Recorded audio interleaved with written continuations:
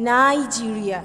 Welcome to the best country among the best countries in the whole world. A better place. A place of kindness and honesty.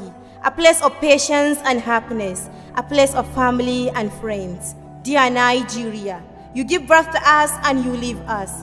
Mama, we are in hunger. We are in worry. We are in floods of blood. We are in fear. Mama, you let them to cheat us. You let them to not give us education. You let them to not give us health. Mama, you are ugly, but we still love you. Mama, we are illiterate. We are in a difficult situation. Dear Mama, show us the way. Mama, wake up to change us. Make us brave as you were before. Nigeria is a place where illiterate people lead educated people, where education jumps like a monkey. It is a place where bribery and corruption is simple to dance. It's a place where poor bloods run like water in the ocean. It's a place where our teachers have no food and houses. It's a place where our heroes, nationalists, comrades, sacrifices our own pride, army and police have no enough weapons and happiness. A place where our judges and lawyers are afraid.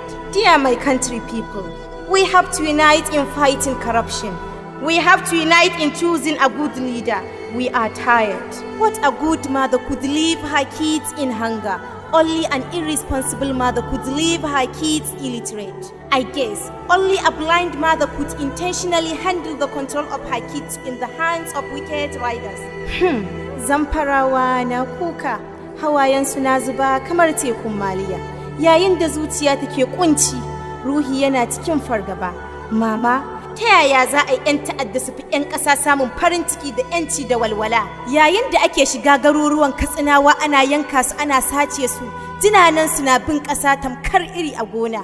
Zuciyoyin mutanen Borno sun bushe yayin da tsoro da fargaba da yunwa ke halaka 'yan gudun hijira yayin balaguro. Ta yaya 'yan ta'adda ke juya Najeriya kamar su tiyarin mota? Ta yaya 'yan ta'adda ke samun kuɗin fansa daga Najeriya? Haba ƙasata, ki tashi ki farka ki zaburar da 'ya'yanki, ki cire musu kwaɗayi da ha'inci, ki cire musu mugunta da jahilci, ki cire musu tsoro da ta'addanci, ki tausaya wa 'yan uwanmu masu kare mu da taimakon Allah a bakin boda da ƙarfinki, ki ba su ƙarfi da kayan aiki, ki tallafa wa talakawanki, ki daina barci har sai kin tabbatar da tsaro.